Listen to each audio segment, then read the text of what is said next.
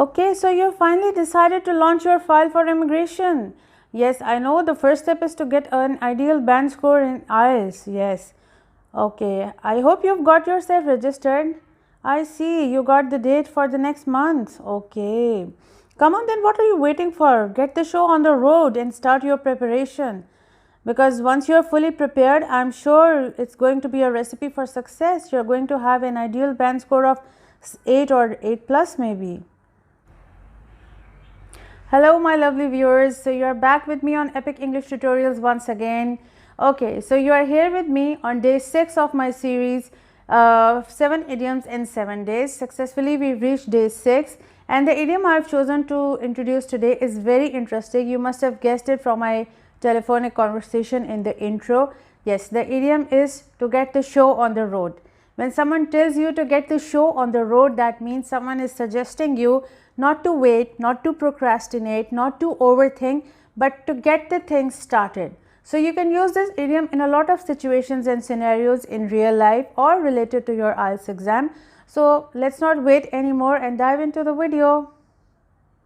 So let's see the first scenario that you can use our idiom of the day in. Yes, our idiom is to get the show on the road. So when you go for IELTS exam, the examiner sometimes asks you that what do you want to be, what are your aims and ambitions for future, or what are your plans to become. So in all these scenarios, you can really fit this idiom very well. So this is how you can use it. You can tell the examiner that you are planning to be an event planner or a wedding planner, and you have made everything ready. You have a picture perfect plan for that. You have made all the arrangements and you've hired the required staff as well. You've worked on the computer graphics as well. You've made so many interesting presentations to be done at the back, and you've arranged some amazing music as well. And at the same time, you've hired such a staff that it's going to be, being a wedding planner is going to be a recipe for success, and you're going to skyrocket your performance by going an extra mile. So with all these preparation made, you are ready to get the show on the road. This is how you can talk about your future profession. Or another scenario can be that you can say that I want to be a chef, or talk about unique or interesting professions. Don't talk about lame professions. You can say that you want to be a chef, you have a lot of interest in culinary skills, and you are planning to be open a YouTube channel as well, and you are going to educate people about the manners of eating, and you are also going to amuse people with your culinary skills, and you are going to teach them how to make amazing dishes.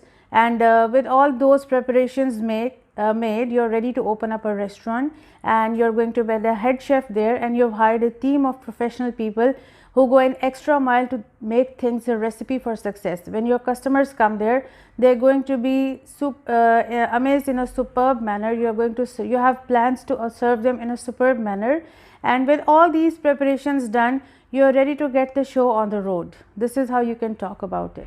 So another interesting scenario that you can use this idiom in is if the examiner asks you that what are your future plans, and or what is your hobby. You can say, in my spare time I serve to be a public speaker, because I have attended a lot of courses on life coaching. I'm a life coach and a public speaker, and in my spare time I try to help people.